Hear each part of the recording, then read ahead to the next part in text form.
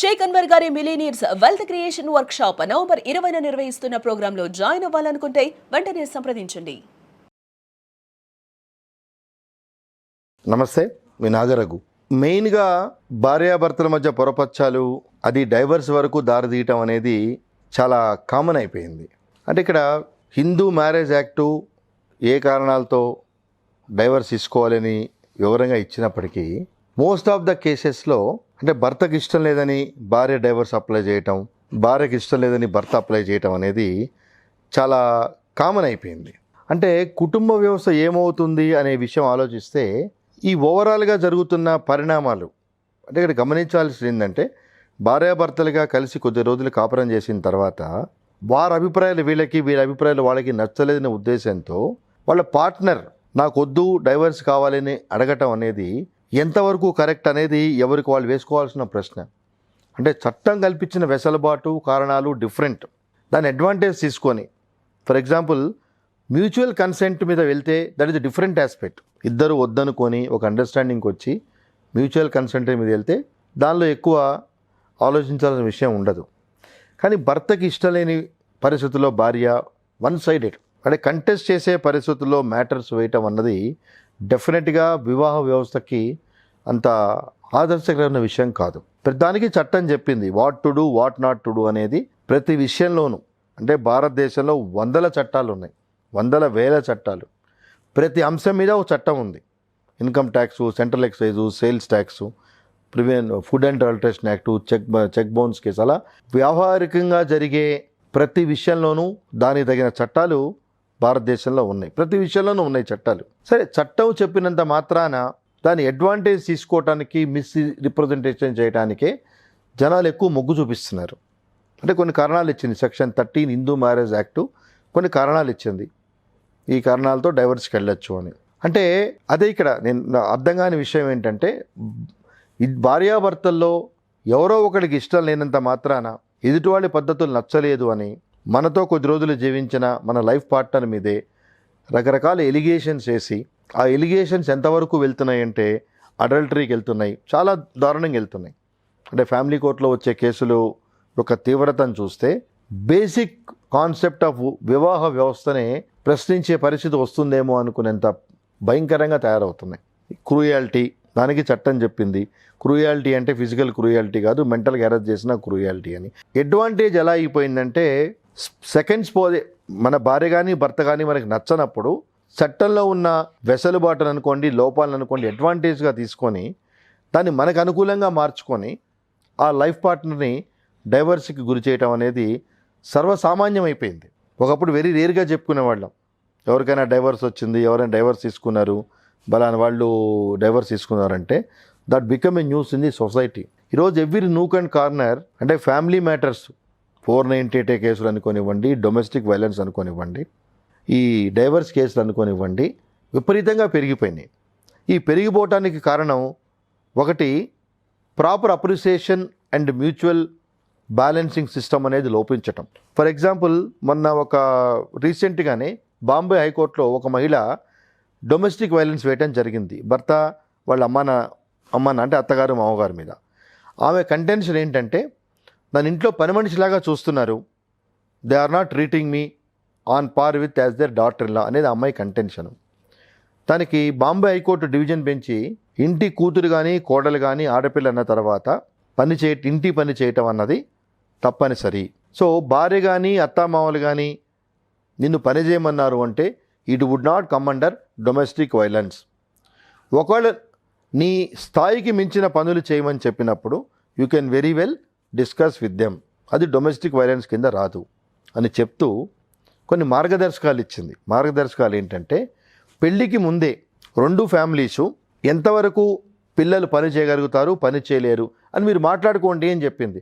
In order to avoid disturbances legal litigations in future, ముందే మాట్లాడుకోండి. అంటే మీ అమ్మాయికి ఉద్యోగం చేయడం ఇష్టం ఉందా లేదా, ఆల్రెడీ ఉద్యోగం చేస్తుంటే వేరే విషయం. అంటే how they are going to living the life in the new married life with the husband and her in laws. లేకపోతే కోర్టులు కూడా ఎలా అయిపోయినాయి అంటే, చిన్న చిన్న కంప్లైంట్స్ కూడా టేకప్ చేయడంతో మెయిన్ కేసెస్ని పరిగణలో తీసుకొని పరిశీలించేంత కాలం కోర్టులకు ఉండట్లేదు. అంటే భారత శిక్షా స్మృతి కాన్సెప్ట్ ఏంటంటే 99 మంది నేరస్తులు తప్పించుకోవచ్చు కానీ ఒక ఇన్నోసెంట్ శిక్ష పడకూడదు అని కొన్ని వందల సంవత్సరాల క్రితంలో ఇచ్చిన కాన్సెప్ట్ని ఈ రోజుకి పరిగణలో తీసుకొని కంప్లైంట్ ఎవరిచ్చినా కూడా దాన్ని పరిగణలో తీసుకుంటున్నారు. ఈ నేపథ్యంలో నిజంగా జెన్యూన్ కేసులు ఉన్న వాటికి తగిన వెసులుబాటు దొరకట్లేదు. సో ఈ డొమెస్టిక్ వైలెన్స్ని కూడా క్లబ్ అప్ చేస్తూ ఈ డైవర్స్కి లింకప్ చేశారు. అంటే భర్త తీసుకునే అడ్వాంటేజ్. ఒక సుప్రీంకోర్టు జడ్జిమెంట్లో ఏముందంటే భార్య తరచుగా గనక క్రిమినల్ కేసులు భర్త మీద భర్త తాలూకు సభ్యుల మీద వేయటం జరిగితే అది మెంటల్ హెరాస్మెంట్ కింద వస్తుంది. సో కేసుల్లోంచి గనక ఎక్విటల్ అయితే భర్త తాలూకు బంధువులు definitely it amounts to cruelty. Therefore husband is entitle to file divorce petition on the point of cruelty అని చెప్పడం జరిగింది. అంటే ఇక్కడ లిటిగేషన్ వెళ్ళాలనుకున్న వాళ్ళు they should have take proper legal advises with regard to pros and cons. So ఏదో ఈరోజు ఆవేశం వచ్చింది, నా భర్త అత్తమామలతో నాతో సరిగ్గా పడట్లేదు, just because let me go to file A case అంతో ఆగదు. వీళ్ళ లైఫ్ జర్నీ అనేది చాలా కాన్సిక్వెన్స్ నడుస్తుంది. ఫస్ట్లో మనం అనుకున్నట్టుగా ఇద్దరు ఇండివిజువల్స్ డిఫరెంట్ ఫ్యామిలీస్ నుంచి వచ్చి ఒక రూఫ్ కింద కాలం గడపడంలో ఈ take some time to adjust each other. వాళ్ళ పెంపకం కానీ మన పెంపకం కానీ వాళ్ళ అలవాట్లు వాళ్ళకున్న రకరకాల ఐడియాసు ఇవన్నీ కంపల్సరిగా టైం పడుతుంది. విచిత్రం ఏంటంటే స్టాటిస్టికల్గా చూసుకుంటే పెళ్ళైన 100 days to 180 days లోపలే ఎక్కువ కంప్లైంట్స్ ఫైల్ చేయడం జరుగుతున్నది. It may be A 498A, it may be domestic violence, it may be divorce. అంటే జనాలకు ఆ కొంచెం ఓపిక కూడా లేదు. ఆ కొంచెం ఓపిక కూడా జనాలు మిస్ అవుతున్నారు. ప్రతిదానికి ఒక టైం లిమిట్ ఉంటుంది. మనం తినే తాగే ఆహార పదార్థాలకు కానివ్వండి ప్రతిదానికి ఒక టైం అనేది ఉంది. ఈ టైం లోపల ఇది యూజ్ చేయాలి బెస్ట్ బిఫోర్ అని. అలాంటిది జీవితానికి సంబంధించిన వాళ్ళలో జనాలకి ఓపిక లేకపోతే రేపటి రోజున వీళ్ళ పిల్లల్ని వీళ్ళ భవిష్యత్తుని అంటే వీళ్ళు ప్రశ్నించుకోవాల్సింది ఏంటంటే వీళ్ళ తల్లిదండ్రులు కనుక ఓపిక లేకపోయి ఉంటే వీళ్ళు ఈరోజు ఈ స్థాయిలో ఉండేవారా? ఈరోజు వీళ్ళు ఇంపల్సివ్ అయిపోయారు. బికాజ్ ఆఫ్ సాఫ్ట్వేర్ టెక్నాలజీ అనుకోనివ్వండి, ఫైనాన్షియల్ స్టేటస్ అనుకోండి, రకరకాల కారణాల వల్ల కపుల్ బికమ్ ఇంపల్సివ్. ఇదే ఇంపల్సివ్నెస్ వాళ్ళ పేరెంట్స్ చూపించి ఉంటే ఈ రోజున వీళ్ళు ఈ స్థాయిలో ఉండేవాళ్ళు అనేది వీళ్ళు గమనించాల్సిన విషయం. సో డైవర్స్ అనేది ఎలా అయిపోయిందంటే చాలా ఈజీ అయిపోయింది.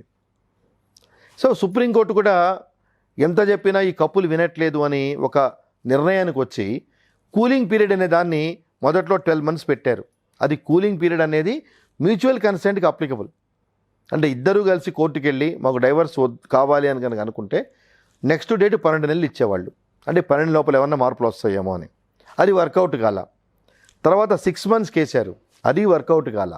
ఇప్పుడు ఏం చెప్పారు, ఇద్దరు కలిసి జాయింట్ పిటిషన్ వేసుకొని యువర్ ఆనర్ మీరు ఒకరోజు టైం ఇచ్చినా కూడా మాలో ఏం మార్పు రాదు, it is unnecessary wasting court time as well as our time, we have better options, కాబట్టి మాకు డైవర్స్ అండి అన్న తర్వాత కేస్ టు కేస్ బేసిస్ మీద మ్యూచువల్ కన్సెంట్ని కూడా కన్సిడర్ చేయమని చెప్పి సుప్రీంకోర్టు గైడ్లైన్స్ ఉన్నాయి.